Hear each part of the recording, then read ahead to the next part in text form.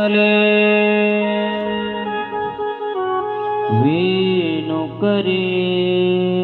कंकणौ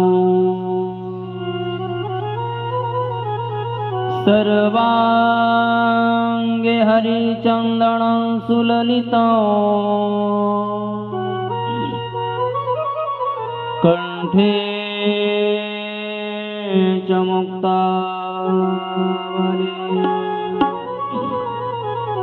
गोपश्री परिवेष्टितो विजयते गोपाल चूड़ामणि कृष्णाय वासुदेवाय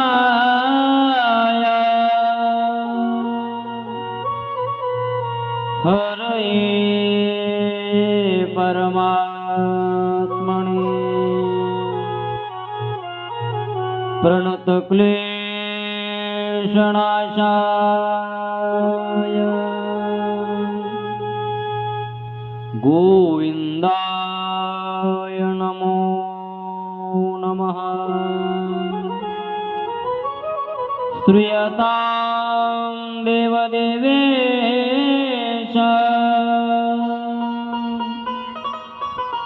नारायणं जगत्पते त्वदीयेनावधानेन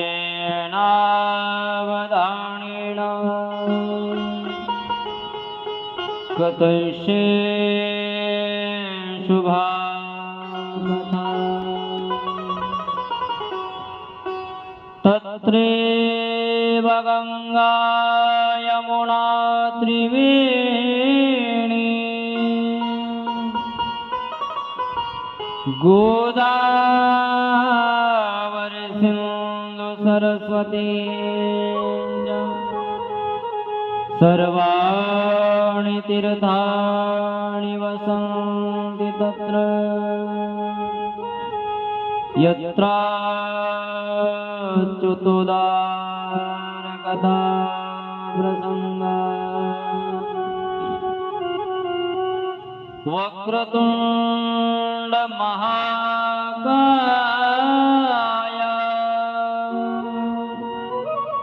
कोटि सूर्य समप्रभ निर्विघ्नं कुरु मे देव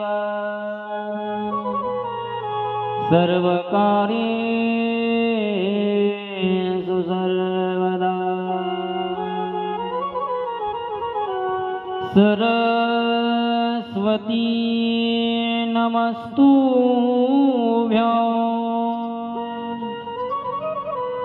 वरदे कामरूपिणी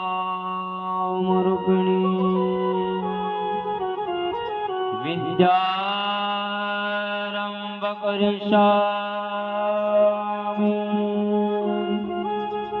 सिद्धिर्भवतु मे सदा।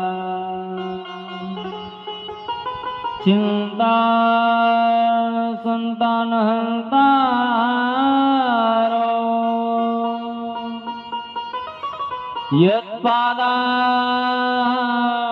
यत्पादाम्बुजरेण वा स्वीयानान्तान्निदाचार्या प्रणमामि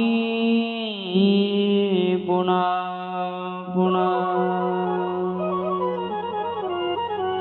नमस्ते भगवान व्यास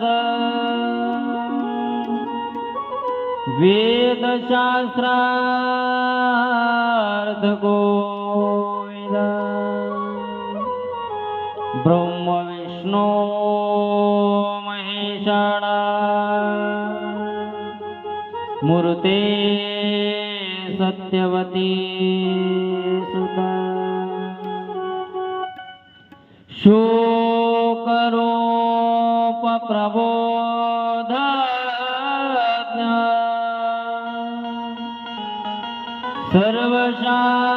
सर्वशास्त्र विशारद नारद एतत्कथा प्रकाशेण मद्ज्ञानो विनाशय। श्री गणेशाय नमः। श्री सरस्वते नमः।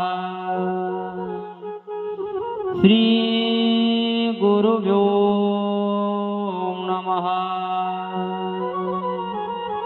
श्री भगवते गोपाल कृष्णाय नमः।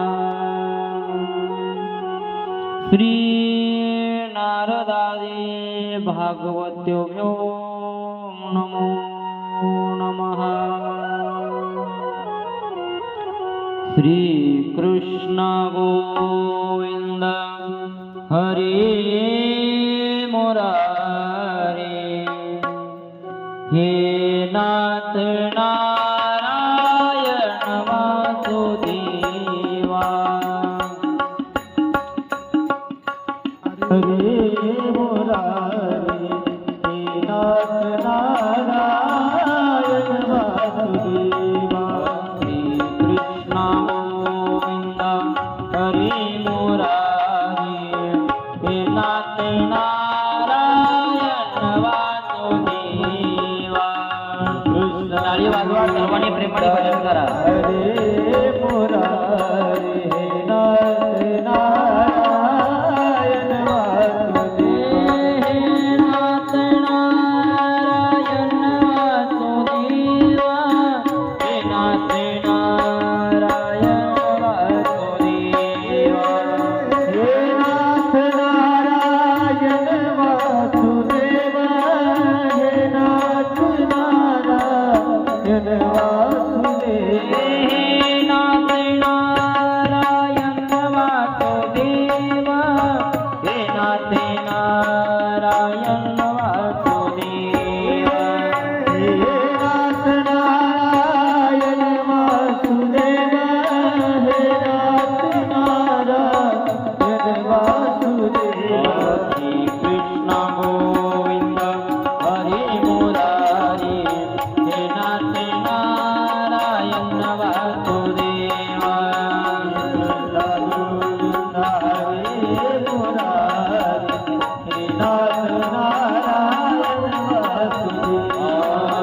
कृष्ण गोविंद हरे मुरारी हे नाथ नारायण वासुदेवा।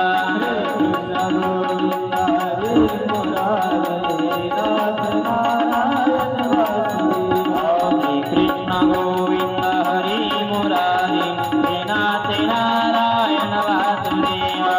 कृष्ण गोविंद हरे मुरारी हे नाथ नारायण वासुदेवा।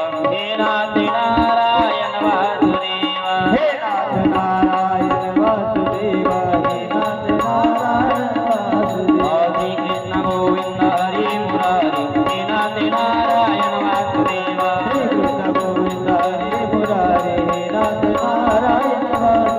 श्री कृष्ण गोविंद हरे मुरारी हे नाथ नारायण वासुदेवा। गोपाल कृष्ण भगवान की राधे श्याम। पांडुरंगा करो प्रथम नमन दुसरे चरण संतांच्या। त्यांच्या कृपादाने कथेचा विस्तारो बाबाजी सद्गुरु दास तुकाराम। मनोजवन मारुत तुल्य वेगा जितेंद्रियता बुद्धिमता वरिष्ठ वातात्मज वानरयूतमुख्यं श्रीरामदूतं शरणं प्रपद्ये समचरणसरोजा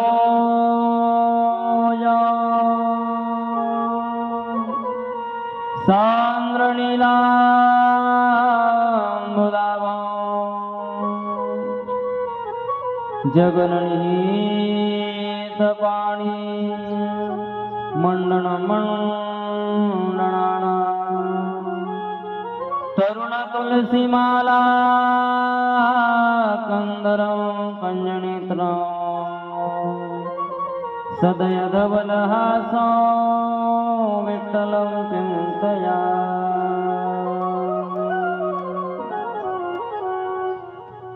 सेवे लागी सेवक झालो तुमच्या लागलो निज चरणा अहो स्वामी तुकया देवा यावरी न करावा अवे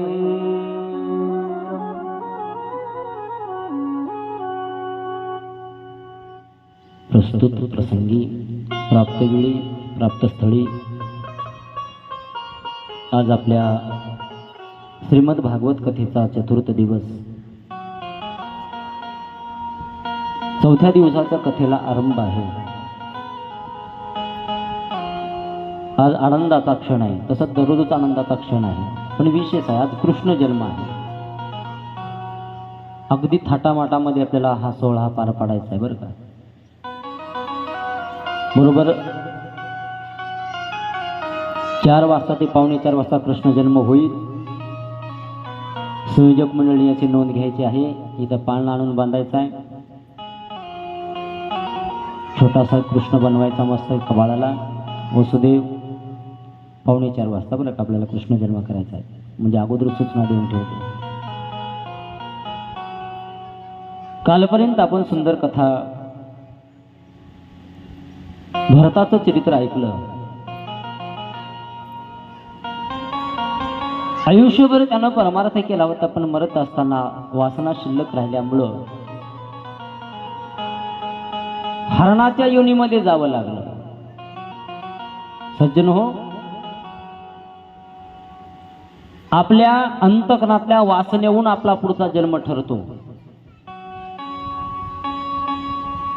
आपल्याला नेमकं कोणत्या जन्मामध्ये जायचं ही आपली वासना ठरवत असते. जन्म घेणे लागे जन्म घेणे लागे वासनेच्या संगी, जन्म घेणे लागे वासनेच्या संगी.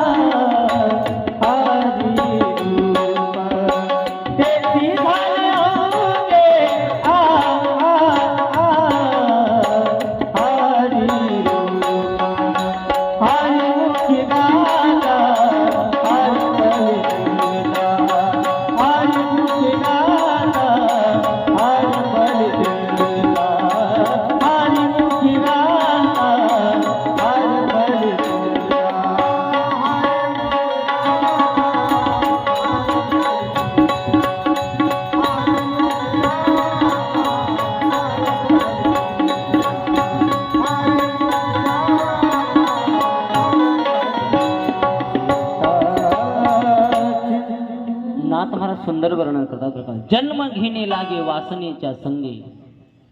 महाराज, वासना शिल्लक राहिली की आपल्याला जन्म घ्यावा लागतो. पण विचार करा, वासना 2 प्रकारची आहे, एक सद्वासना आणि एक असद्वासना. आपल्या अंतःकरणामध्ये कोणती वासना यायला पाहिजे? सद्वासना यायला पाहिजे. भरतानं आयुष्यभर परमार्थ केला, आयुष्यभर भगवंताचं भजन केलं, भगवंताचं चिंतन केलं. पण सज्जन हो, मरताना वासना शिल्लक राहिल्यामुळं हरणाच्या जन्मामध्ये जावं लागलं. पण पूर्वजन्माचे महाराज असला त्या ठिकाणी संस्कार होते भरताचे. हरणाचा जरी जन्म मिळाला बरं का, त्या हरणाच्या जन्मामध्ये देखील त्यानं उपवास सोडला नाही.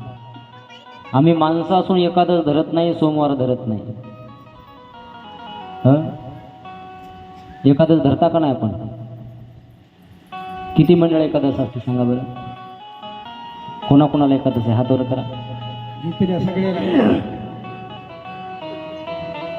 किती टक्के? एक 5% महिला मंडळ असतात एकादश असतात, बरोबर आहे? एकादश का धरत नाहीत बरं? बाकीचे उपवास तुम्ही धरा की न धरा बरं का, एकादश 15 दिवसाला येते. 15 दिवसा एक एकादशी. कार्य न करीसी व्रतसार, काय तुझा जीव जातो एका दिवशी फराळाचे विषयी घनी घेसी. 15 दिवसाला एक दिवस उपवास धरायचा.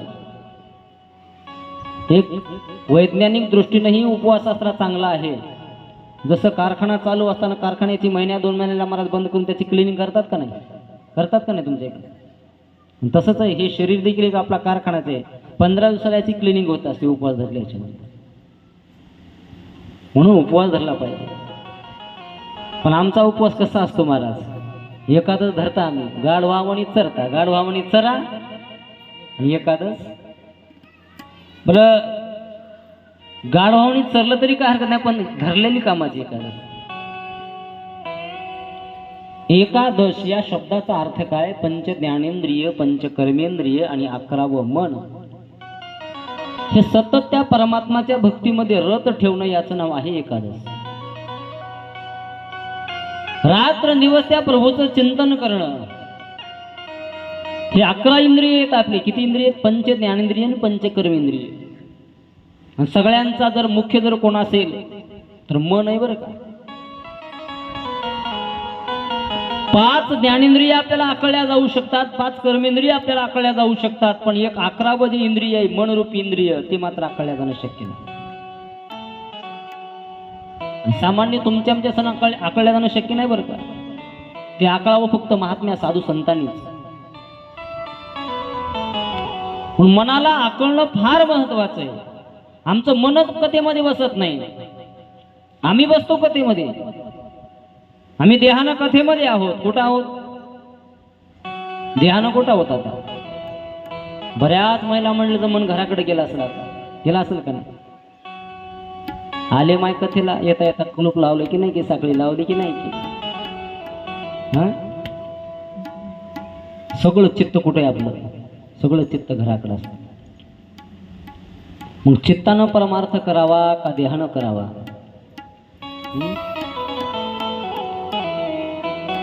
परमार्थ चित्ताचा असावा का देहाचा असावा? परमार्थ चित्ताचा असावा. चित्त एकाग्र पाहिजे. थोडे आहे थोडे आहे चित्त साह्य झालिया, हर्षा मर्ष नाही अंगी पांडुरंगी सरली. परमार्थ हा मनाचा पाहिजे. नाथमारा सुंदरी काभंगामध्ये म्हणतात, मनापासून या करिता कीर्तन, आनंदे नर्तन गाता गीत. आणि मनानं केलेला परमार्थ हा चालत नाही. पैशाशिवाय प्रपंच चालत का? चालतो. व्यवहारामध्ये पैसाच पाहिजे. एखाद्या दुकानावर जर आपण गेलो सामान आणण्याकरता, तो दुकानदार आपल्याला बिगर पैशाचं सामान देईल का? पैसे न देता सामान देईल? नाही देणार. मला कोणतीही वस्तू जर आपल्याला घ्यायची म्हटलं तर प्रपंचामध्ये आपल्याला धनच पाहिजे, पैसाच पाहिजे. आणि परमार्थामध्ये चित्ताची आवश्यकता आहे. परमार्थ चित्ताचा आहे. मनानं भगवंताचं भजन करावं. सज्जन हो, किती एकाग्रतेनं भगवंताचं भजन करावं. किती एकाग्रतेनं. एक तत्वनामा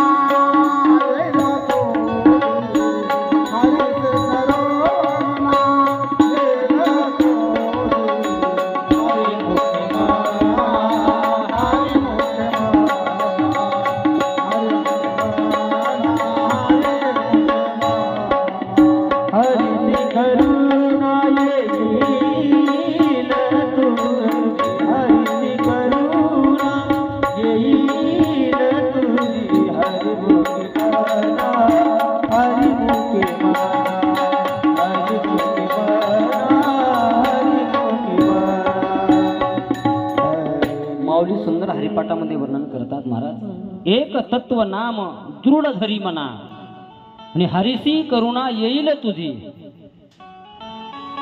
परमात्माचं नाम हे आपल्या चित्तामध्ये एवढं दृढ धरलं पाहिजे, अखंड परमात्माचं भजन केलं पाहिजे. म्हणून परमार्थामध्ये चित्ताची अत्यंत आवश्यकता आहे. आपलं मन जर महाराज परमार्थामध्ये नसेल तर तुकोबरा त्याच्यासाठी सुंदर वर्णन करतात, जवळी नाही चित्त काय मांडिलेसे प्रेत. चित्त जर जवळ नसेल तर कथेमध्ये बसून देखील त्याला त्या व्यक्तीला प्रेताची उपमा दिलेली. प्रेत जवळी नाही चित्त काय मांडिलेसे प्रेत.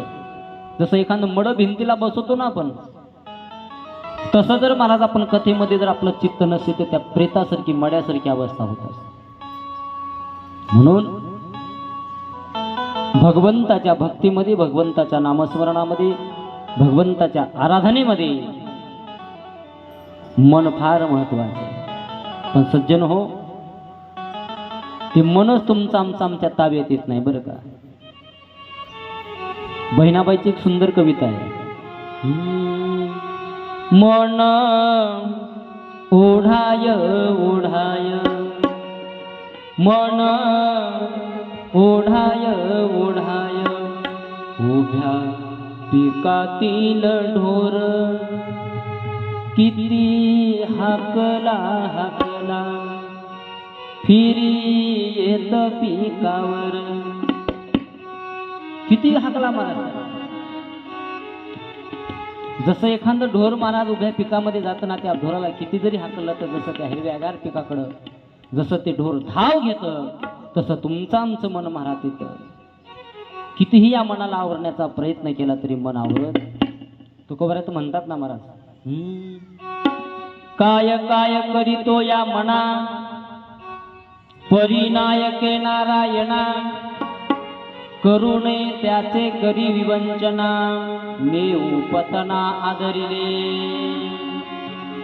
काय काय केलं म्हणलं या मनाला, पण हे मन काय करते महाराज? दुसऱ्याची निंदा करते, दुसऱ्याचा द्वेष काढते, दुसऱ्याचा मत्सर करते. आणि दुसऱ्याची निंदा केल्यामुळं, दुसऱ्याचा मत्सर केल्यामुळं, दुसऱ्याचे द्वेष काढल्यामुळं स्वतः आपण मात्र कुठं जातो? नेऊ पतना आदरिले, अधोगतीकडे जावं लागतं महाराज. म्हणून शक्य झालं तर कुणाचे आपल्या अंतकणाला दुखवेल असं कधीही बोलायचं नाही, कुणाची निंदा करायची नाही. अनेकाचे कानी गुण दोष मना नाणी, मस्तक ठेंगणा करी संताच्या चरणा, तुझ भाव आहे देव तरी हा सुलभ उपाव. देव प्राप्त करून घेणं फार सोपं आहे महाराज. भावे गावे गीत शुद्ध करोणी या चित्त, तुझ भाव आहे देव तरी हा सुलभ उपाय, सोपा उपाय. म्हणून परमार्थामध्ये चित्ताची आवश्यकता आहे. हरणाचा जन्म जरी मिळाला तर पूर्वीचे संस्कार त्या हरणावर होते. सज्जनो, त्या हरणानं एकादश धरायची, माणसासून धरत नाहीत, मला हे सांगायचं. म्हणून मनुष्य जन्म आपल्याला मिळालेला आहे. मनुष्य जन्म मिळाल्याच्या नंतर महाराज जे शास्त्र तुम्हाला आम्हाला सांगते त्याचप्रमाणे आपण वागलं पाहिजे. 15 दिवसाला येणारी एकादश प्रत्येकाने धरली पाहिजे. सोमवार नावाचं व्रत केलं पाहिजे. म्हणून याच जन्मामध्ये होतं महाराज. उपासना व्रत जी साधना आहे ना महाराज, ती इतर जन्मामध्ये आपल्याला याच देही घडे देवाचे भजन, याच देही घडे देवाचे भजन, याच देही घडे देवाचे भजन, याच देही घडे देवाचे भजन.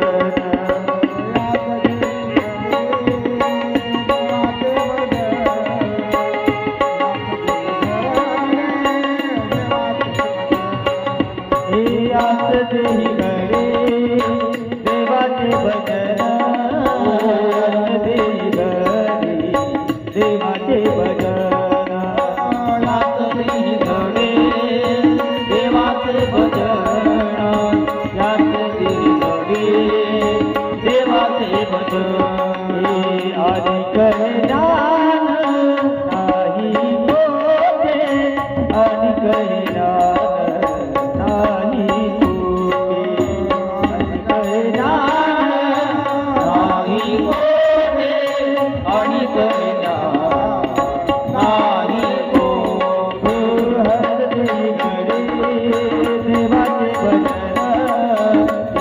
देही देवाचे भजन यात देही घडे देवाचे भजन यात देही घडे देवाचे भजन यात देही घडे देवाचे भजन यात देही घडे देवाचे भजन यात देही घडे देवाचे भजन यात देही घडे देवाचे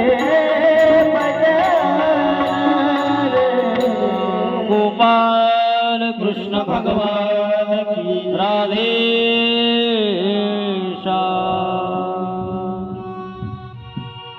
म्हणून याच देही घडे देवाचे भजन अनेक हे ज्ञान नाही कोठे.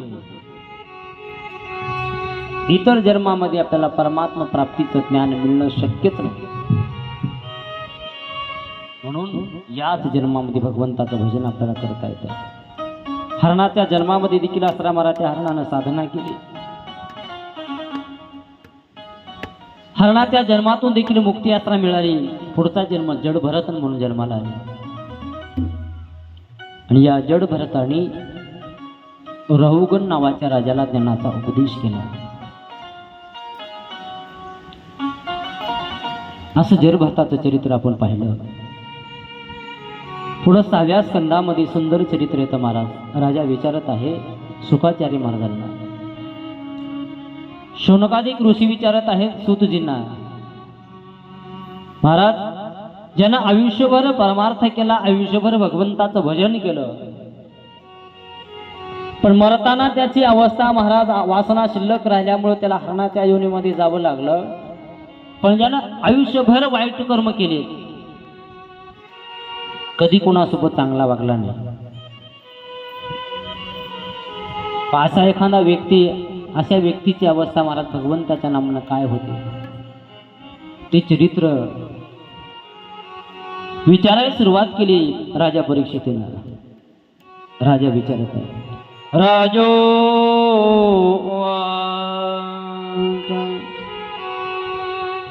निवृत्ती मार्ग कथित आदि भगवता यथा क्रमयोगोपलब्धेन ब्रह्मणा यद संस्रते.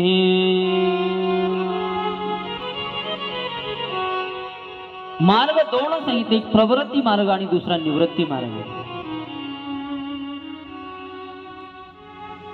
प्रवृत्ती मार्गाचं चिंतन महाराज असरा 3व्या स्कंदामध्ये झालेलं आहे आणि निवृत्ती मार्गाचं चिंतन 6ष्टम स्कंदामध्ये आलेलं आहे. निवृत्ती मार्ग म्हणजे कोणता? परमात्माकडे जाण्याचा मार्ग निवृत्ती मार्ग आहे. सज्जन हो, या 6ष्टम स्कंदामध्ये राजाने विचारलं की असा एखादा महाराज व्यक्ती आहे का ज्यानं आयुष्यभर महाराज असं वाईट कर्म केलेले आहे, दुष्ट कर्म केलेले आहे. ते चरित्र सांगत असताना महाराज अजायमेळाचं चरित्र शुकाचार्य महाराज सांगू लागले. अजायमेळ नावाचा एक ब्राह्मण आहे. आया म्हणजे धन, मेळ म्हणजे मिळवणे. तुम्ही आम्ही सगळेजण अजायमेळ आहोत. सगळे पैशाच्या पाठीमागे आहेत महाराज, सगळे धन मिळवण्याच्या पाठीमागे आहेत. म्हणून तुम्ही आम्ही सगळे अजायमेळ आहोत. आणि हा अजायमेळ सुंदर प्रकारे महाराज आसरा त्या ठिकाणी ब्राह्मणाचा आसरा महाराज वंश, ब्राह्मणाच्या वंशामध्ये महाराज जन्म मिळाल्यामुळं 6 शास्त्र 18 पुराण सगळं काही मुखोद्गत होतं महाराज. संस्कार होते त्याला ब्राह्मणाचे. पण त्याच्या महाराज वागण्यामध्ये बदल का झाला? एकच कारण आहे बरं का, मी मागं तुम्हाला सांगून गेलो, माणूस जे बिघडतं महाराज ते संगतीनं बिघडत असतं.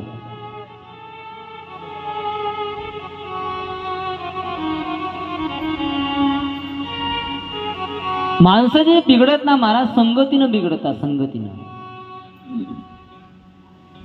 म्हणून या अजामिळाला महाराज असला एवढं ब्राह्मणाचा महाराज वंश होता, ब्राह्मणाच्या कुळामध्ये जन्म मिळाला होता.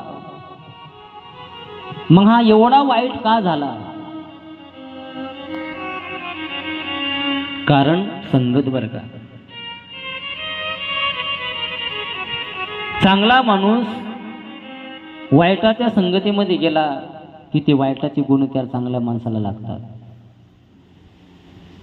आणि वाईट माणूस जर चांगल्याच्या संगतीमध्ये गेला तर चांगल्याचे गुण लागतात. हिरा बघ, हिरा हिरा किती कणकर असतो. हिरा ओरिजिनल हिरा आहे का कोणाकडे? ओरिजिनल हिरा आहे? असला तरी कसं सांगसाल तुम्ही? जरी असला तरी ओरिजिनल हिरा महाराज एवढा कणखर असतो, एवढा कणखर असतो. तुकोबाराय त्याचं प्रमाण देतात. ढेकणाच्या संगे हिरा जो बघला, ढेकणाच्या संगे हिरा जो बघला, ढेकणाच्या संगे हिरा जो बंगला, ढेकणाच्या संगे हिरा जो बंगला.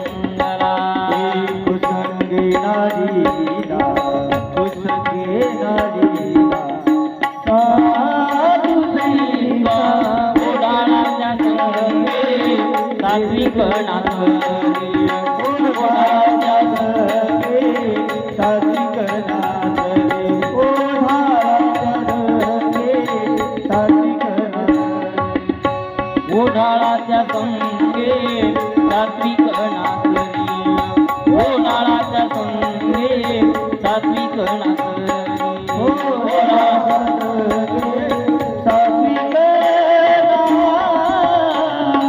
नाचले. तुकोबारा म्हणतात महाराज, एवढा कणखर असलेला हिरा ऐरणीवर ठेवला, आणि हिरा ठेविता ऐरणी, वाचे मारिता जो घणी, तोची मोल पावे खरा, करणीचा होय चुरा. हिऱ्यावर घणानं मार मारला तरी हिरा फुटत नाही बरं का, ओरिजिनल हिरा. पण आता महाराजांनी प्रमाण दिलं, त्याच हिऱ्याला जर ढेकणाचा संग लागला, ढेकणाचा, आता ढेकणं राहिले नाही, पूर्वीच्या काळामध्ये होते बरं, होते का नाही?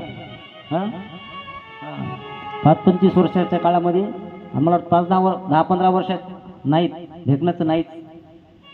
पहिले एवढे ढेकणं व्हायचे. त्याला उपाय काय करत होते हो? काय करत होते? बाजूला ढेकणं झाल्याच्या नंतर रॉकेल तरी लावत होते, नाही तरी मग ते उंबर भेटत गेले, उंबर बाजूला लावायचे, बरोबर आहे. आता ढेकणं राहिले नाही. पण तुकोबारांचं प्रमाण आहे, ओरिजिनल हिरा ते जर ढेकणाच्या संगतीमध्ये आला तर परिणाम काय होतो? ढेकणाच्या संगे हिरा जो भंगला, कुसंगे नाडीला साधू जैसा. म्हणजे संगत बरं का, ढेकणाची संगत मारा त्या हिऱ्याला लागल्यामुळं त्या हिऱ्याला भंग पडतो, तडा जातो. याच्याकरता दुष्टाच्या दुर्जनाच्या संगतीमध्ये कधीही जायचं नाही. संगती करावी सदा सजना,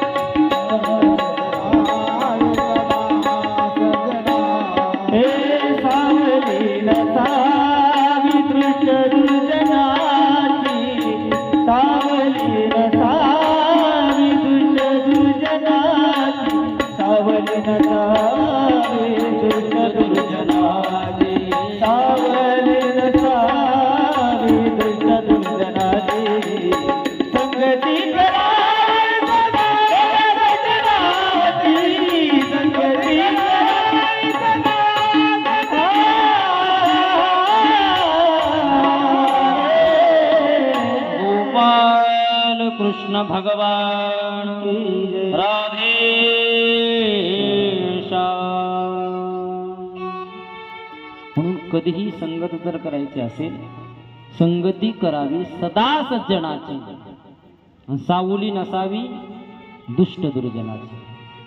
दुष्टाची दुर्जनाची सावली देखील आपल्याला मार्गात नसून.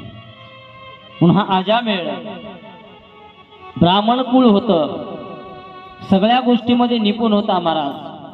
पण एक दिवस काय झालं, हा ज्यावेळेस गावातून बाहेर आश्रमात पडलेला आहे, फेरफटका मारण्याकरता बाहेर जंगलाच्या रस्त्याने चाललेला आहे, आणि याने एक दृश्य पाहिलं. एक वेश्या त्याला दिसली महाराज. वेश्येकडे त्यानं पाहिलं आणि पाहिल्यानंतर महाराज तो कामासक्त झाला. कामासक्त झाल्याच्या नंतर तो व्यक्ती, तो अजामेळ त्या वेश्येकडे गेला. वेश्येला म्हणायला लागला, मी तुझ्यासोबत विवाह करणार आहे. त्या वेश्येनं सांगितलं, मला धनाची गरज आहे, मला संपत्तीची गरज आहे. तो म्हणला, मी देतो. ज्यावेळेस अजामेळ महाराज त्या वेश्येला घरी घेऊन आला, घरी घेऊन आल्याच्या नंतर तिनं सांगितलं, तुझं लग्न झालेलं आहे, मी तुझ्या घरी राहणार नाही, तुला पत्नी आहे. महाराज त्यानं सांगितलं, मी माझ्या पत्नीलाही सोडण्याकरता तयार आहे. अजामेळानं स्वतःच्या धर्मपत्नीचाही त्याग केला. वेश्येला घरी आणून ठेवलं. सज्जन हो, बरेच दिवस झाले. वेश्यास्त्रा त्याला म्हणायला लागली,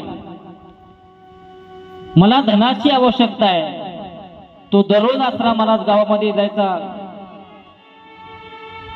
कुठंतरी चोरी करायचा, डाका मारायचा, धनाची चोरी करायची, चोरलेलं धन आणून आश्रमाला वेश्येच्या स्वाधीन करायचं. बरेच दिवस झाले. 9 मुलं अगोदर महाराज अजामेळाला होते. 9 मुलं. एक दिवस चोरी करण्याकरता अजामेळ गेलेला आहे. रात्रीची वेळ, रात्री करता चोरी करण्याकरता गेला, आणि काही संत मंडळी अयोध्येकडून महाराज वृंदावनाकडे असता तीर्थयात्रा करण्याकरता जाऊ लागलेले आहे. आणि अजामेळाच्या गावामध्ये प्रवेश केला. गावात प्रवेश केल्यानंतर त्या संत मंडळींनी सांगितलं, अहो इथे एखादा चांगला सत्शील ब्राह्मण आहे का, ब्राह्मणाचं घर आहे का? त्यावेळेस काही गावातले कुतर्की लोक होते, मला दुष्ट लोक होते, दुर्जन लोक होते. या संत मंडळाला म्हणायला लागले, अहो आमच्या गावामध्ये कसला सुंदर ब्राह्मण आहे, सत्शील ब्राह्मण आहे, 4 वेद 6 शास्त्र 18 पुराणाची माहिती असला त्याला आहे. निश्चित असला तुमची व्यवस्था तो ब्राह्मण करू शकतो. आता या संत मंडळाला काय माहित महाराज, त्या बोलण्यावर, त्या लोकांच्या बोलण्यावर विश्वास ठेवला. त्या लोकांनी महाराज अजामेळाचं घर दाखवलं, अजामेळाच्या घरी नेऊन सोडलं. सायंकाळची वेळ आहे. संत मंडळी महाराज अजामेळाच्या दरबारामध्ये, घरामध्ये प्रवेश केला. त्या वेश्येनं पाहिलं की बरेच संत मंडळी आपल्या घरी आलेले आहेत. वेश्या विचार करायला लागले, महाराज काय आमचं भाग्य म्हणावं, काय भाग्य म्हणावं माझं, न बोलवता संत महात्मे माझ्या घरी आले. आनंद वाटला महाराज, म्हणून प्रसन्न झालं त्या विषयीच. संत मंडळी म्हणायला लागले, अहो आम्ही तीर्थयात्रा करण्याकरता चाललो, वृंदावनाकडे चाललो, आम्ही अयोध्येचे असता संत मंडळी आहोत. पायी तीर्थयात्रा आमची चालू आहे, आणि आम्हाला आता महाराज तुमच्या घरी आम्ही मुक्काम करणार आहोत, आणि तुमच्या घरचं आम्हाला जेवण करायचंय, महाप्रसाद घ्यायचा आहे. त्यावेळेस ती वेश्या महाराज म्हणायला लागली, साधूला कधी खोटं बोलायचं नसतं, संत महात्म्याकडं खोटं चालत नाही, खोटं बोलायचं नसतं. त्या वेश्या विचार करते की मी एक वेश्या आहे, माझा मालक तर महाराज चोऱ्या करतो, मद्यप्राशन करतो, मांस भक्षण करतो, आणि आम्ही साधूला जर महाराज अशा अवस्थेमध्ये जर महाराज जेव वाढलं तर किती पाप आहे. तिनं स्पष्ट सांगितलं साधू महात्म्याला, महाराज हे स्वामी, आम्ही ब्राह्मण कुळामध्ये जरी जन्माला आलो असलो, माझे पती ब्राह्मण जरी असले, तर करूनही ते करतात, खाऊनही ते खातात, पिऊनही ते पितात. मग काय करावं. त्याने सांगितलं, महाराज एक याच्यामध्ये उपाय आहे. मी तर स्वतः तुम्हाला स्वयंपाक करून खाऊ घालणार नाही, पण कोरडा सीधा मी तुम्हाला देते. अंगणामध्ये एक झाड होतं, त्या झाडाखाली महाराज तुम्ही असं स्वयंपाक करा, जेवण करा, आणि उदयिक सकाळी असलं तुम्ही तुमचं निघून जा. सुंदर प्रकारे महाराज काही सीधा सामग्री त्या विषयीनं महाराजांना दिली. स्वयंपाकही असला महाराज मंडळीने केला. बरेच शिष्यमंडळी होते, शिष्यमंडळी जेवणही केलं. आणि मग मात्र महाराजाच्या अंतःकरणामध्ये विचार आला, मी या घरचं अन्न खाल्लंय, आणि ज्या घरचं माणसांनी अन्न खाल्लं ना महाराज, एक मराठीमध्ये मीठ मन आहे महाराज, ज्याचं खावं मीठ त्याचं करावं नीट. महाराजांनी विचार केला, या घरचं मी अन्न खाल्लेलं आहे आणि काहीतरी आपलं कर्तव्य आहे, या अन्नाचा मोबदल्यामध्ये आपण काहीतरी त्यांना दिलं पाहिजे.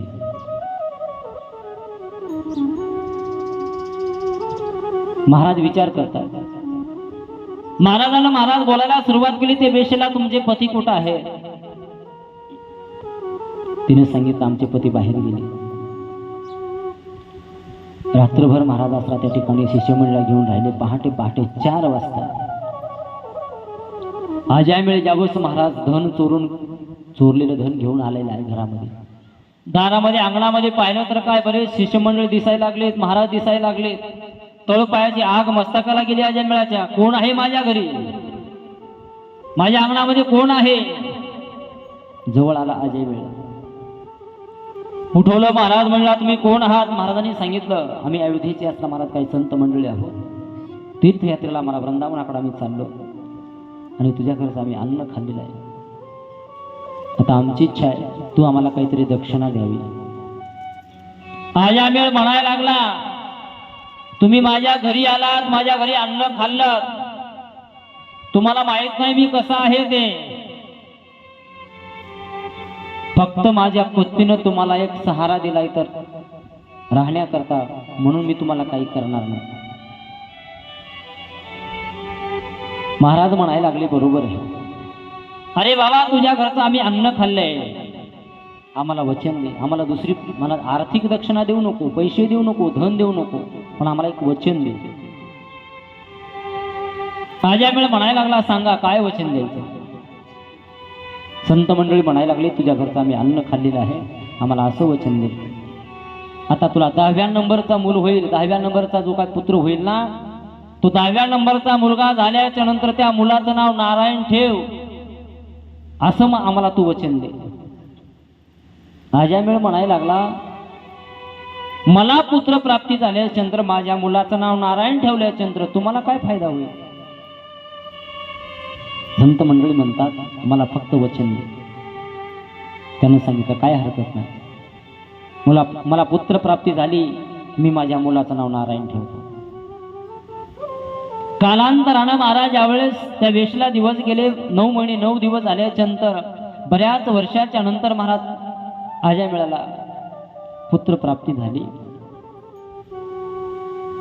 आणि त्या मुलाचं नाव जसं संत मंडळीला वचन दिलं होतं महाराज अजामिळानं नाव नारायण ठेवलं.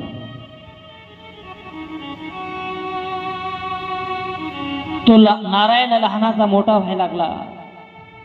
अजामिळाचा एवढा आवडता होता महाराज नारायण. सारखं त्या अजामिळाला महाराज ध्यान कुणाचं होतं, अजामिळाचं, अभ्याचं, नारायणाचं. माझा नारायण, माझा नारायण, माझा नारायण. नारायण जेवला का, नारायण कुठे गेला, सारखं चिंतन नारायण. नारायण नारायण श्रीमन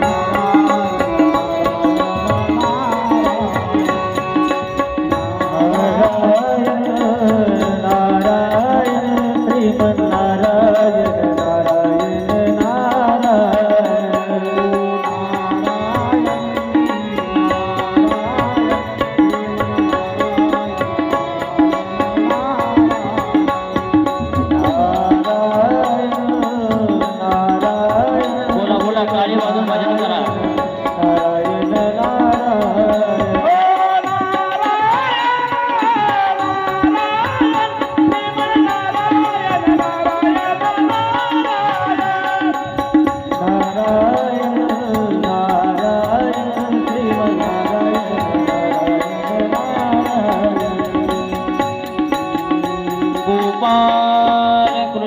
भगवान की जय। राधे श्याम।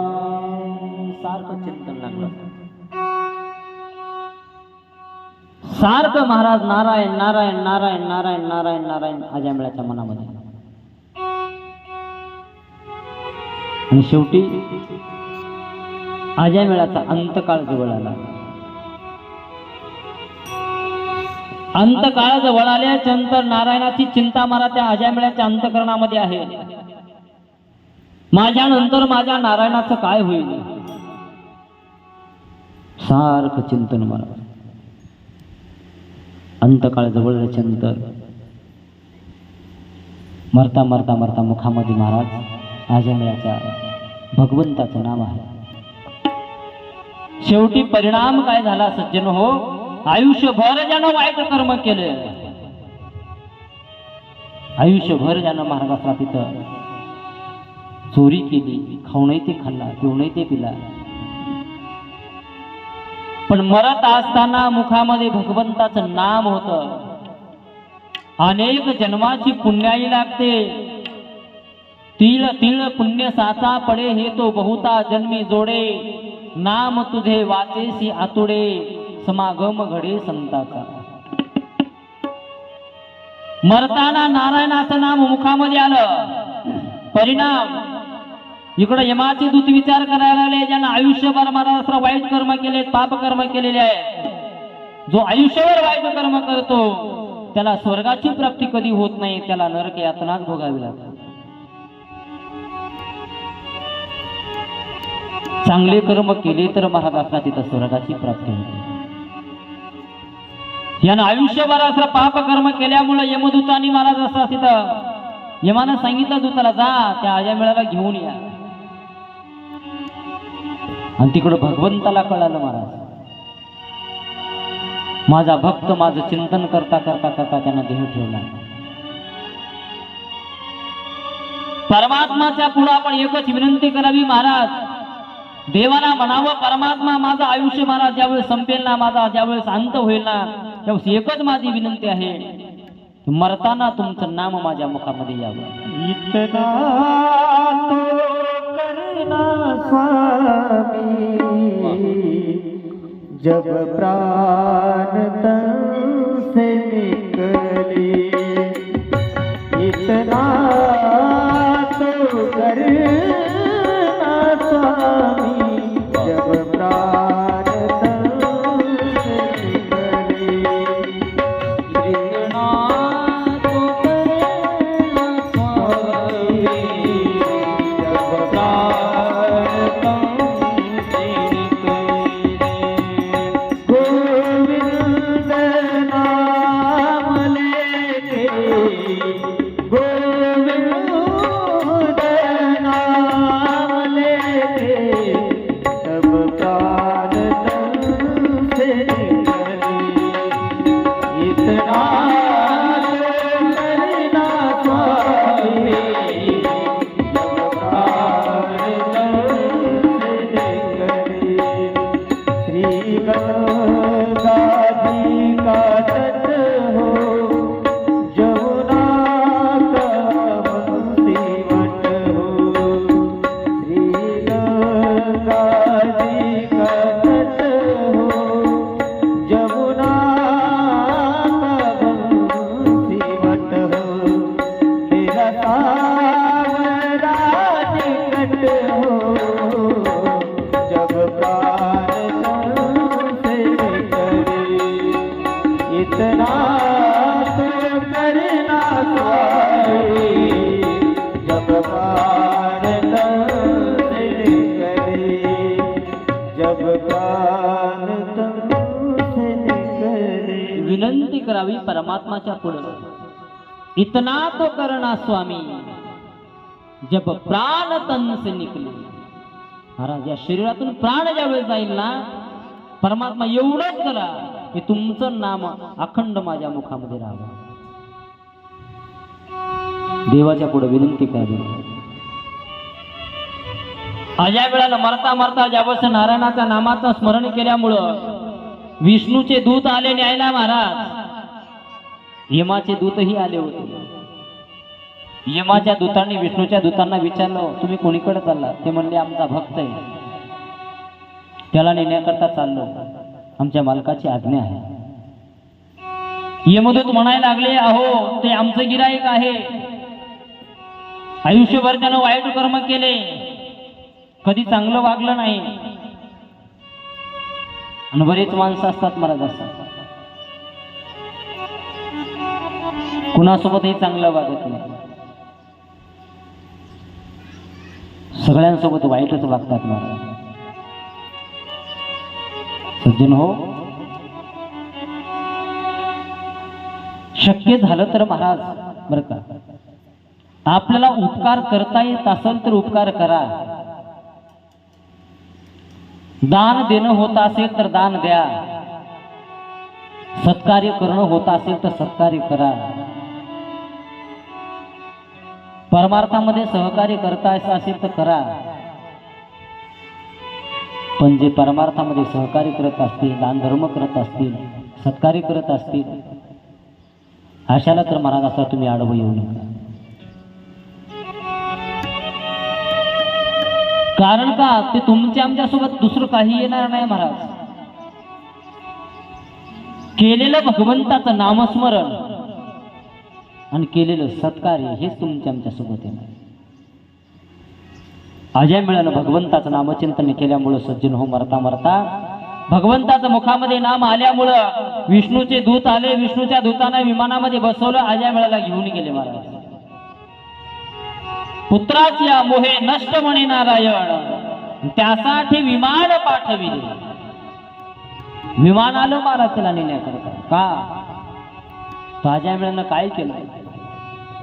फक्त आणि फक्त त्या परमात्माचं नामचिंतन केलं महाराज. प्राण जाती वेळी म्हणे नारायण, प्राण जाती वेळी म्हणे नारायण, प्राण जाती वेळी म्हणे नारायण.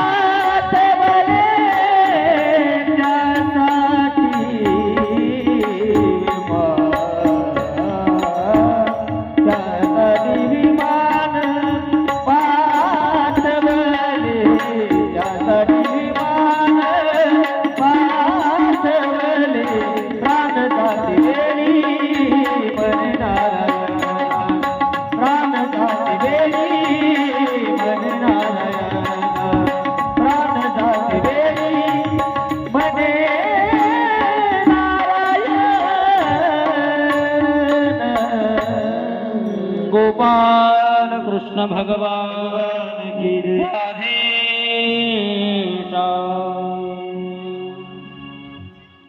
प्राण जाती वेळी म्हणे नारायण, त्यासाठी विमान पाठविले.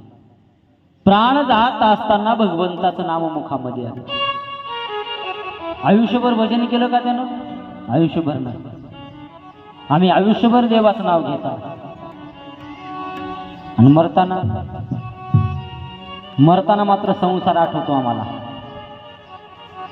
आयुष्यभर परमार्थ करून काहीच फायदा नाही. मग आयुष्यभर तुम्ही देवाचं नाव घेऊ नका, पण मरताना मुखामध्ये देवाचं नाव येऊ, ते फलीभूत आहे. अशा वेळाचा उद्धार झाला. सज्जन हो, भगवंताचं नाम तुम्ही कसंही घ्या, सहज घेतलं तरी ते परिणाम करणारच आहे बरं का. उदाहरण घ्या, लोखंड फेकून परिसाला मारलं बरं का. लोखंड फेकून परिसाला मारलं, परिणाम काय होणार? तिकडं बघू नका, माझ्याकडे बघा. ते त्यांचं काम करायला. लोखंड फेकून परिसाला मारलं, परिणाम काय होणार? सोनच होणार. आणि परीस नेऊन लोखंडाला स्पर्श केला तरी काय होणार? सोनच होणार. फेकून मारलं तरी सोनच होणार, आणि नेऊन स्पर्श केला तरी सोनच होणार. तसं भगवंताचं नाम सहज घेतलं तरी, अहो अमृत आहे, अमृत सहज घेतलं तरी अमृत होणार, आणि घ्यावं म्हणून घेतलं तरी. उदाहरणार्थ विष आहे, विष घेतल्याच्या नंतर उगा हसत हसत एक जर म्हणला मी विष घेतो म्हणला, हसत हसत हसत हसत जरी घेतलं तरी काय होणार परिणाम? परिणाम काय होणार? अहो मरणारच ना तो. हसत हसत जरी विष पिलं तरी तो मरणारच आहे, रागारागामध्ये घेतलं तरी मरणारच आहे. तसं भगवंताचं नाम टिंगल करून घ्या, हसत हसत घ्या, कसं घ्या, ते परिणाम केल्याशिवाय राहत नाही. म्हणून आजा मिळानं भगवंताचं नाम घेतलं, मुलाचं नाव ठेवलं म्हणून घेतलं. पूर्वीचे महाराज आपल्या कुळामध्ये मुलगा मुलगी जन्माला आले तर आपण पूर्वीच्या काळामध्ये देवदेवतांचे नाव ठेवत होते, बरोबर आहे. आता ठेवायला, आता कोणी पांडुरंग ठेवणार, विठ्ठल ठेवणार, शंकर ठेवणार, नामदेव ठेवणार, तुकाराम ठेवणार, काहीच ठेवणार. काय ठेवायला? काय नाव ठेवते की काही त्याचं त्यालाही कळत नाही. काही बी ठेवायला लागलं, त्याचा काहीच अर्थ लागत नाही.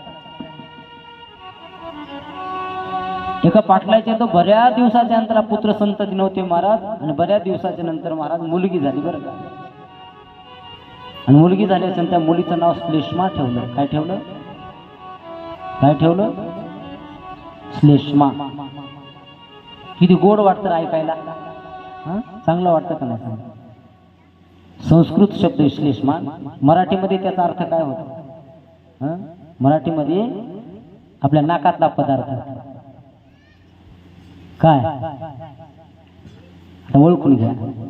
शेंबडाला श्लेष्मा म्हणतात. बरं विचार करा, काय नाव ठेवतील काही सांगता येत नाही. म्हणून आपल्या कुळामध्ये जर पुत्र मुलगा जन्माला असेल, मुलगी जन्माला असेल, तर त्यांचे देवादिकांचे नाव ठेवा, जेणेकरून त्यांचे नाव ठेवल्याच्या नंतर आपल्या मुखामध्ये त्या नामाचा उच्चार होतो. नामाचा उच्चार झाल्यामुळं पुण्याची वृद्धी होते, पुण्य वाढतं, पुण्याचा संचय होतो, आणि ते पुण्य तुम्हाला पुढं काम देतं बरं का. विचार करता मुलांचे आश्रमाला देवादिकांचे नाव ठेवा. अजयमेळाचा उद्धार झाला. तिथून पुढं चरित्र महाराज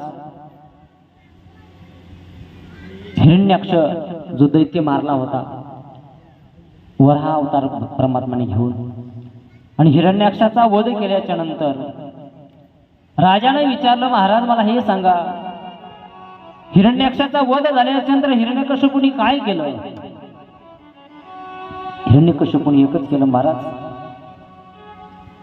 हिरण्यकशिपूच्या मनामध्ये असा एकच विचार होता, माझ्या भावाला ज्यानं कपटानं मारलं. देव लोकांना महाराज ज्यावेळेस राक्षसासोबत युद्ध केलं ना, त्यावेळेस देव लोकांकडे सामर्थ्य तेवढं नव्हतं राक्षसासोबत युद्ध करण्यासारखं. राक्षसांकडे बल होतं, सामर्थ्य होतं, पण देव लोकांना ज्या ज्या वेळेस महाराज युद्ध केलं ना, त्यावेळेस देव लोकांना कपट केलं. म्हणून हिरण्यकशिपू महाराज एवढा बलवान होता, यानं आपल्या आई वडिलांना, हिरण्याक्षाच्या पत्नीला सर्वांना सांगितलं, तुम्ही काळजी करू नका, ज्यानं माझ्या भावाला मारलेलं आहे निश्चित मी त्याचा बदला घेतल्याशिवाय राहणार नाही. आणि मग मात्र महाराज मनामध्ये असा दृढ निश्चय केला. एक दिवस कयादूच्या जवळ आला, कयादूला सांगितलं, कयादू मला माझ्या भावाचा बदला घ्यायचा आणि त्याच्याकरता मला ब्रह्मदेवाला प्राप्त करून घेऊन ब्रह्मदेवाची आराधना करून ब्रह्मदेवाकडून वरदान प्राप्त करून घ्यायचे. आणि एकदा का मला वरदान प्राप्त झालं रे झालं, मी मात्र महाराज निश्चित माझ्या भावाचा बदला घेतल्याशिवाय राहणार नाही. कयादू मातेने विचार केला की मालकाच्या मनामध्ये ब्रह्मदेवाला प्राप्त करून घेण्याची इच्छा आहे. हिरण्यकश्यप म्हणायला लागला कयादूला, कयादू मी तप करण्याकरता जाणार आहे. महाराज कयादू मातेची अनुमती घेऊन ज्यावेळेस हिरण्यकश्यप तप करण्याकरता गेलेला आहे मंदराचलाच्या दरीमध्ये, घोर अशा दरीमध्ये तप करण्याकरता महाराज एका पायाच्या अंगठ्यावर उभं टाकलेला आहे. मोठाच्या मोठा असा बाजूला एक असा वृक्ष आहे. त्या वृक्षाच्या पायथ्याशी महाराज हिरण्यकश्यपूने तपस्या करायचं ठरवलं. सज्जन हो, हिरण्यकश्यपूची तपश्चर्या चालू झाली. मुखामधून ब्रह्मदेवाच्या नामाचा उच्चार चालू झाला. ब्रह्मदेवाच्या नामाचा उच्चार करत असताना एक नवल घडलं महाराज, आश्चर्य घडलं. ज्या झाडाखाली हिरण्यकश्यपू ओम ब्रह्मदेवाय नमः, ओम ब्रह्मदेवाय नमः असा ब्रह्मदेवाच्या नामाचा जप चालू होता. त्याच झाडावर महाराज एक पोपट, एक शुक भगवान विष्णू परमात्माचं नारायणाचं चिंतन करू लागलेलं आहे. नारायण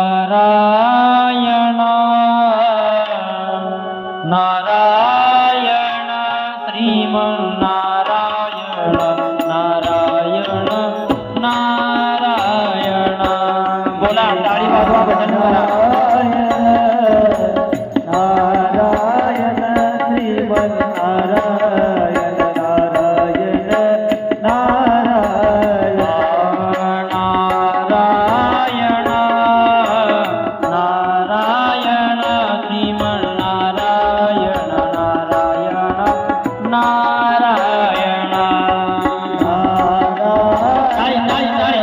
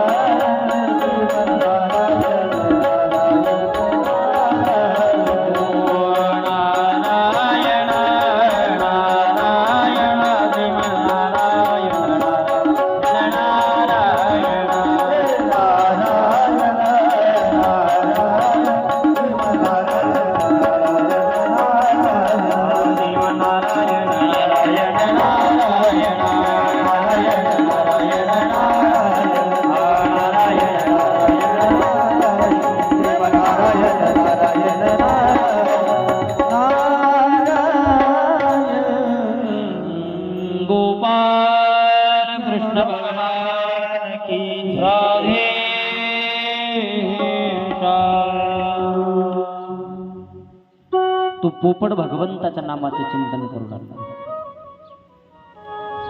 इकडं ब्रह्मदेवाची आराधना चालू आहे महाराज हिरण्यकश्यपूच्या मुखातून. हिरण्यकशिपू विचार करतो, मी तर ब्रह्मदेवाचं नामचिंतन करतो,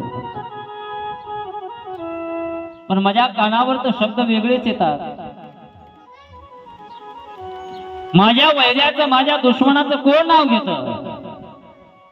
वर पाहिलं महाराजांना झाडावर, तर एक पोपट भगवंताच्या नामाचं चिंतन करू लागला. नारायण नारायण शब्दाचा उच्चार.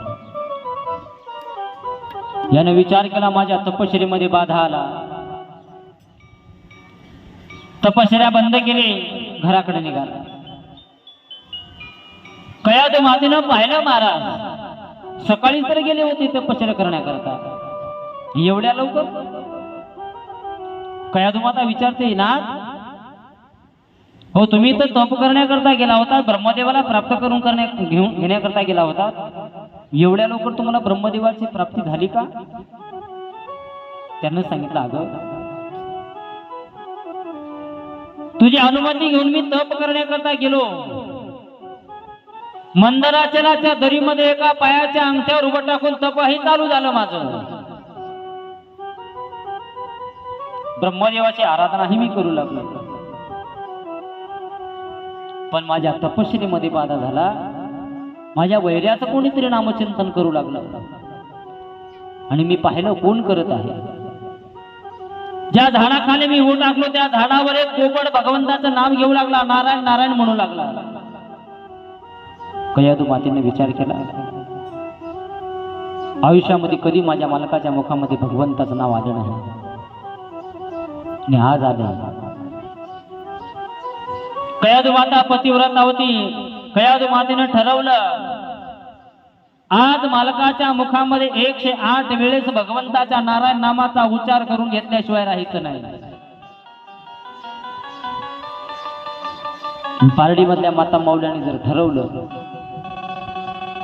पुरुष मंडळीची महाराज कमतरता फार आहे बरं का, त्यांनी जर ठरवलं उद्यापासून 2-3 दिवस आपापल्या मालकाला घेऊन यायचं, जमल की? 90% 95% महिला मंडळ दिसाली, एक 4-5% फक्त पुरुष मंडळ दिसते, आणि कुठेही तसंच आहे महाराज. 90-95% महिला वर्ग महाराज भक्ती करणारा जास्त आहे, कुठेही जा. आणि त्यांनी जर ठरवलं ना महाराज, कयाधू मातेने ठरवलं आपल्या मालकाच्या मुखामध्ये 108 वेळेस भगवंताच्या नामाचा उच्चार करून घ्यायचा. ती दारामध्ये आलेल्या मालकाला विचारायला सुरुवात केली, मालक तुम्ही तप करण्याकरता चालला होता, गेला होता, आणि काय झालं? त्यानं सांगितलं, अगं मी तप करण्याकरता उभं टाकलो होतो, भगवंताच्या ब्रह्मदेवाच्या नामाचा जपही चालू झाला, पण त्या पोपटानं माझ्या तपश्चर्येमध्ये बाधा केला. तो पोपट नारायण नारायण म्हणू लागला. कयाधू माता म्हणली, काय म्हणू लागला? अगं तो पोपट नारायण नारायण म्हणू लागला. कयाधू मातेनं परत विचारलं, पोपट कुठं नारायण नारायण म्हणतो का? अगं हो, मी स्वतः माझ्या डोळ्यांनी पाहिलं, कानाने ऐकलं, तो पोपट नारायण नारायण म्हणू लागला. पाय धुण्याकरता पाणी दिलं, बसण्याकरता आसन टाकलं, पिण्याकरता पाणी आणलं. परत कयाधू माता विचारते, ना तर खरंच माझा विश्वास बसत नाही, तो पोपट काय म्हणू लागला? अगं नारायण नारायण म्हणू लागला. सुंदर प्रकारे महाराज असला सायंकाळच्या वेळेला स्वयंपाक बनवला. कयाधू मातेनं स्वयंपाक बनवत असताना देखील कयाधू माता विचारायला लागली मालकाला, नाथ खरं सांगा, खरंच माझा विश्वास बसत नाही, तो पोपट काय म्हणू लागला? अगं खरंच मी माझ्या स्वतः कानाने ऐकलंय, डोळ्यांनी पाहिलंय, तो पोपट नारायण नारायण म्हणू लागला. स्वयंपाक झाला. स्वयंपाक करत असताना देखील कयाधू मातेच्या मुखामध्ये भगवंताचं नाम. जेवायला वाढलं, जेवू वाढत असताना देखील महाराज कयाधू मातेच्या मुखामध्ये देवाचं नाम, हिरण्यकशिपूच्या मुखामध्ये देवाचं नाम. जेवण झालं. जेवण झाल्याच्या नंतर शयन कक्षामध्ये जेवत असताना महाराज हिरण्यकशिपू गेलेला आहे. हिरण्यकशिपूची सेवा करत आहेत कयाधू माता. सेवा करत असताना देखील विचारायला, नाथ खरं सांगा, माझा विश्वास बसत नाही, काय म्हणू लागला पोपट?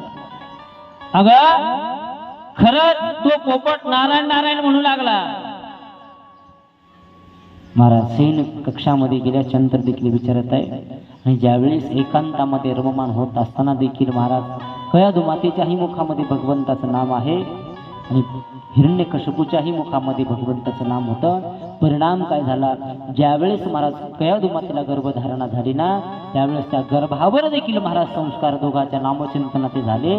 परिणाम काय झाला तर महाराज त्या गर्भाच्या देखील भगवंताच्या नामाची आवड, सत्वर उच्चार प्रल्हाद बिंबला आणि उद्धवाला दला कृष्णदाता, गर्भावर देखील परिणाम झाला. दुसरा दिवस उजाडला.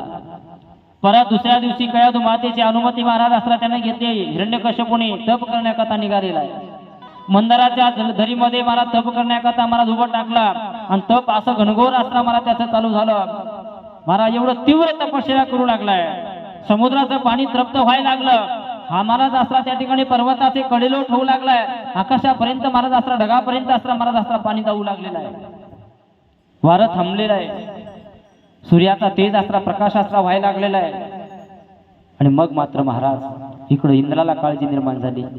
ब्रह्मदेवाची तपश्चर्या मला हिरण्यकशिपू जर पूर्णत्वाला गेले तर निश्चित महाराज आपली गादी केल्याशिवाय राहणार नाही. इंद्राने काय केलं, कयाधू मातेला महाराज त्या ठिकाणी असं अपहरण केलं. कयाधू मातेला घेऊन निघालेला आहे. कयाधू मातेला घेऊन जात असताना नारदाच्या आश्रमात जाऊ लागले. जाता जाता नारदांनी पाहिलं, इंद्राला सांगितलं, इंद्रा अरे ही एक पतिव्रता आहे आणि पतिव्रते मातेची महाराज विटंबना करणं हे शास्त्राला महाराज असला मान्य नाही, सोडून दे तिला. अरे हिच्या उदरामध्ये साक्षात भगवंताचा भक्त जन्माला येणार आहे. इंद्रानं सोडून दिलं. कयाधू माता नारदांच्या आश्रमामध्ये राहू लागल्या. कालांतरात 9 महिने 9 दिवस झाले. चंद्रभक्त प्रल्हादाला मला त्या ठिकाणी जन्म दिला. प्रल्हाद नारदाच्या संगतीमध्ये राहू लागले. ज्ञानाचा उपदेश महाराज नारदांचा असला प्रल्हादाला व्हायला लागला. इकडं मात्र ब्रह्मदेवाची आराधना करू लागला हिरण्यकश्यपू. बरेच दिवस आराधना केली महाराज आणि शेवटी असला महाराज ब्रह्मदेव प्रसन्न झाले आणि हिरण्यकश्यपूला म्हणायला लागले, वत्सा उठ, मी तुला प्रसन्न झालो, काय मागायचं ते माग. त्यावेळेस ब्रह्मदेवाकडे पाहिलं महाराज हिरण्यकश्यपू. ब्रह्मदेव म्हणायला लागले, तुला माग, काय मागायचंय माग, मी देण्याकरता समर्थ आहे. हिरण्यकश्यपूने दोन्ही हात जोडले, सांगितलं ब्रह्मदेवाला, ब्रह्मदेवजी तुम्ही मला प्रसन्न झाला, देणार ना? हो देणार. माग, काय मागायचं? हिरण्यकश्यपू ब्रह्मदेवाला म्हणायला लागला, ब्रह्मदेवजी मला असं वरदान द्या, मला मरण नको आहे. ब्रह्मदेवानं सांगितलं हिरण्यकश्यपूला, अरे वेड्या, या जगती तलामध्ये, या जगतामध्ये जो जीव जन्माला येतो ना महाराज, त्याला एक ना एक दिवस मरावंच लागतं, कुणी असू द्या महाराज. कारण का, हे जगत जे आहे ना महाराज, हे जग जे आहे ना, या जगावर काळाची सत्ता आहे. काळाने ग्रासी दे सावधान भारे, काळाने ग्रासी दे सावधान भारे, काळाने ग्रासी दे सावधान भारे, काळाने ग्रासी दे सावधान भारे, काळाने ग्रासीले सावधान व्हावे, काळाने ग्रासीले सावधान व्हावे, काळाने ग्रासीले सावधान व्हावे, काळाने ग्रासीले सावधान काळाने ग्रासी दे सावधान भारे, काळाने ग्रासी दे सावधान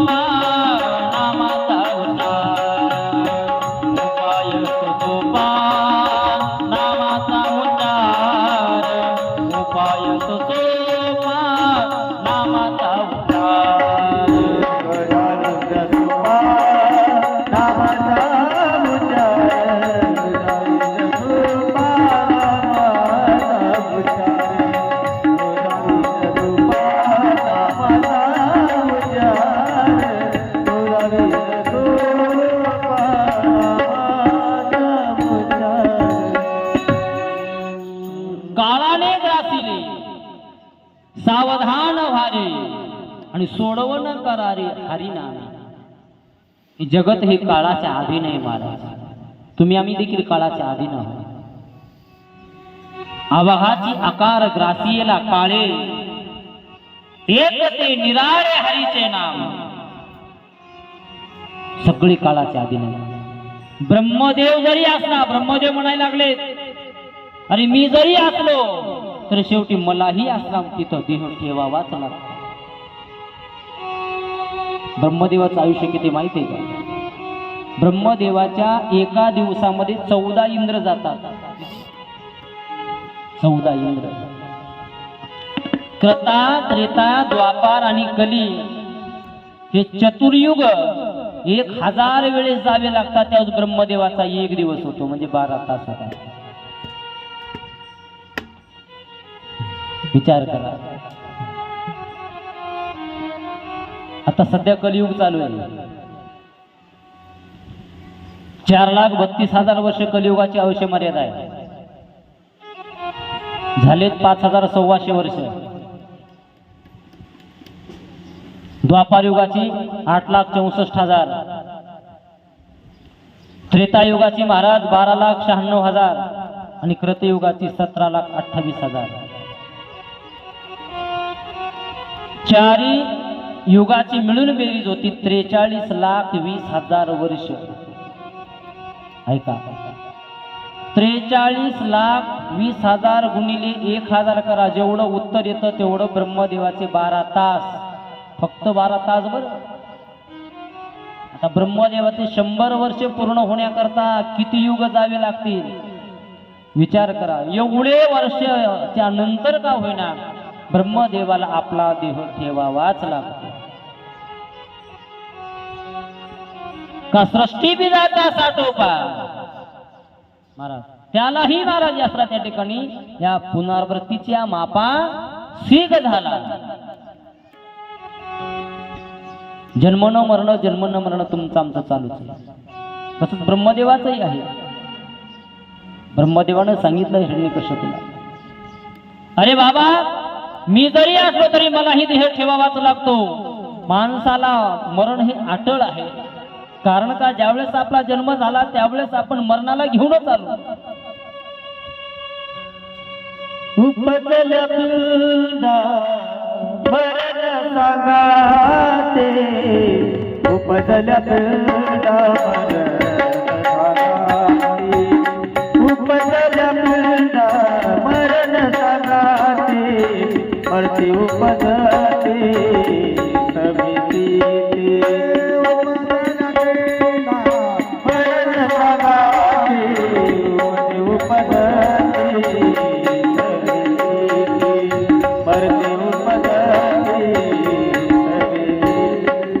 उपजते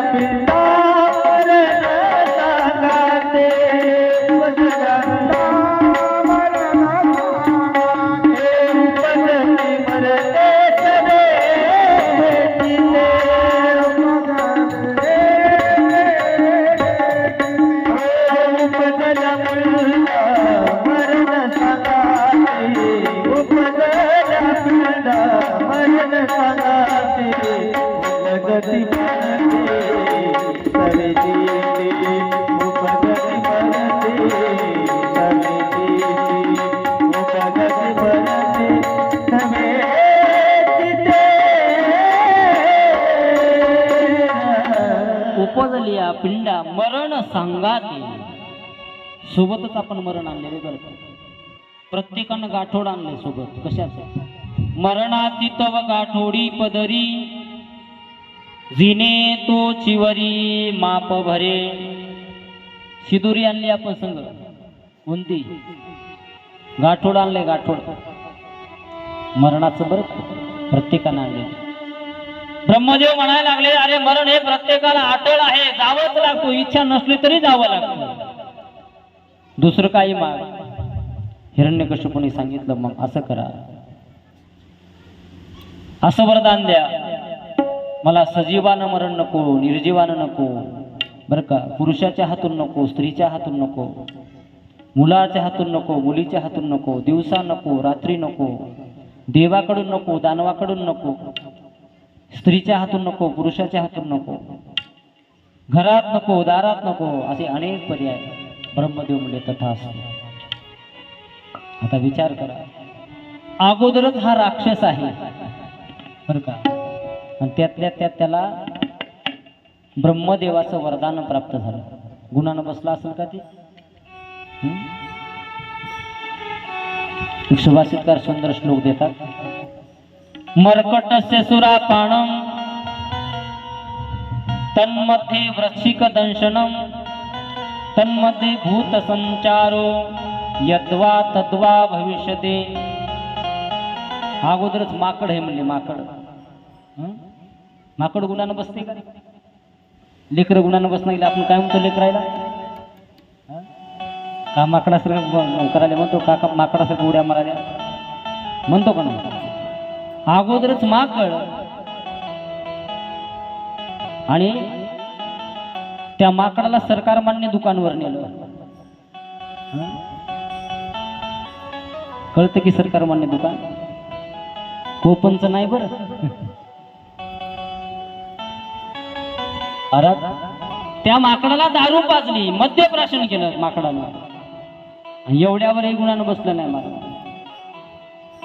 मद्यप्राशनी केल्यामुळे महाराज इकडं तिकडं भटकायला लागला. त्यातल्या त्यात त्याला चावला विंचू. ज्याला विंचू चावलाय त्यालाच माहित काय आग असते ती. एवढ्यावरही गुणानं बसलं नाही महाराज. पळायला लागलं. पळता पळता जंगलाच्या रस्त्यानं गेलं. जंगलाच्या रस्त्यानं जात असताना त्याला लागलं भूत. कशी अवस्था झाली असेल? जशी त्या माकडाची अवस्था झाली तशी त्याला हिरण्यकशिपुची झाली. वरदान प्राप्त झाल्यामुळं महाराज आता मात्र त्याने विचार केला, आता कुणालाच भ्यायचं नाही. आला नगरामध्ये, आणि आल्याबरोबर नगरामध्ये प्रथमतः दवंडी पिटवली. उद्यापासून कोणी भागवताला यायचं नाही का? हा, कोणी कीर्तनाला जायचं? तिथं पेटवली तर नाही. तुम्हीच म्हणसाल उद्यापासून भागवताला यायचं. हा, तसं करू नका. 2-3 दिवस राहिले, जास्तीत जास्त संख्येने या बरं का. हिरण्यकशिपुने सांगितलं, कोणालाही महाराज असला ताकीद दिली प्रत्येकाला, कोणीही देवाचं नाव घ्यायचं नाही. उद्यापासून मीच तुमचा सर्वस्व आहे, मीच तुमचा देव आहे. महाराज नगरातलं नाव, देवाचं नाव घेणं बंद केलं. आणि मग त्रास द्यायला लागला सगळ्या लोकांना महाराज हिरण्यकशिपू. योग असा झाला, इकडं नारदाच्या आश्रमामध्ये जो हिरण्यकशिपूचा मुलगा प्रल्हाद होता ना महाराज, नारदाच्या संगतीमध्ये भगवंताच्या नामाची आवड हिरण्यकशिपू त्या प्रल्हादाला लागली. अखंड प्रल्हाद भगवंताचं भजन करतो. ते अखंड नगरातलं नाव घेणं बंद केलं हिरण्यकशिपूने. शुक्राचार्यांना बोलवलं. शुक्राचार्यांनी सगळ्यांना सांगितलं कोणी देवाचं नाव घेऊ नका. पण शुक्राचार्य म्हणायला लागले, नारदाच्या आश्रमामध्ये तुमचे चिरंजीव आहेत प्रल्हाद. प्रल्हादच तुमचे भगवंताचं नाव घेतात, नारायणाचं नाव घेतात. हिरण्यकशिपुनी महाराज त्या ठिकाणी प्रल्हादाला बोलवायला लावलं. शुक्राचार्य गेले नारदाच्या आश्रमामधून प्रल्हादाला बोलवून घेतलं. हिरण्यकशिपूच्या उभं केलं महाराज पुढे. प्रल्हादाला हिरण्यकशिपू म्हणायला लागला, तू देवाचं नाव घ्यायचं नाही. प्रल्हाद सांगायला लागला वडिलांना, बाबा अहो मी देवाचं नाव घेतच नाही. आपोआप माझ्या मुखामधून भगवंताचं नाव येतं. इतकी भगवंताच्या नामाची गोडी लागायला पाहिजे महाराज. तुकोबाराला जसं परमात्माच्या नामाची गोडी लागली होती ना महाराज, तुकोबारा म्हणत होते ना, माझी मद झाली अनावर वाचा, माझी मद झाली अनावर वाचा, माझी मद झाली अनावर वाचा, माझी मद झाली अनावर वाचा, माझी मद झाली अनावर वाचा. चंदया नामचा घेतला से, चंदया नामचा घेतला से, चंदया नामचा घेतला से, चंदया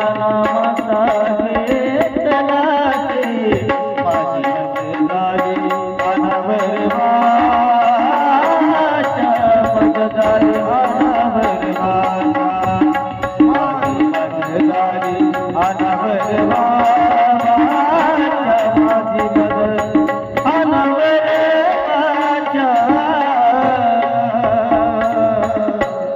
महाराज म्हणतात माझी मद झाली अनावर वाचा छंद या नामाचा घेतलासे. तुकोबराची अनावर वाचा झाली होती महाराज. तसा प्रल्हाद म्हणायला लागला बाबा मी देवाचं नाव घेतच नाही, आपोआप माझ्या मुखामधून भगवंताचं नाव येतं आपोआप. त्यानं सांगितलं प्रल्हादाला, हिरण्यकशिपू म्हणायला लागला उद्यापासून तू देवाचं नाव घ्यायचं नाही. तरी पण प्रल्हाद ऐकत नव्हते महाराज. ऐकत नसल्या कारणामुळे हिरण्यकशिपूने शुक्राचार्यांना बोलवलं आणि सांगितलं शुक्राचार्य महाराज तुम्ही प्रल्हादाला घ्या आणि तुमच्या संस्थेमध्ये न्या, तुमच्या मुलांसोबत याला ठेवा. कदाचित तुमच्या मुलासोबत राहिल्याच्या नंतर तरी तो देवाचं नाव घेणार नाही. शुक्राचार्याने प्रल्हादाला घेतलं आणि आपल्या मुलांकडे संस्थेमध्ये टाकलं. पण परिणाम काय झाला महाराज, जे मुलं महाराज राक्षसी विद्येचा अभ्यास घेत होत होते त्या मुलांच्या संगतीमध्ये प्रल्हाद गेले. परिणाम उलट झाला. त्या राक्षसांच्या मुलाला प्रल्हादाच्या संगतीमध्ये भगवंताच्या नामाची आवड निर्माण झाली. प्रल्हाद ज्यावेळी परमात्माचं भजन करायचे ना, राक्षसांची मुलंही देवाचं भजन करू लागले. मग मात्र शुक्राचार्याने विचार केला, परत हिरण्यकशिपूकडे आले.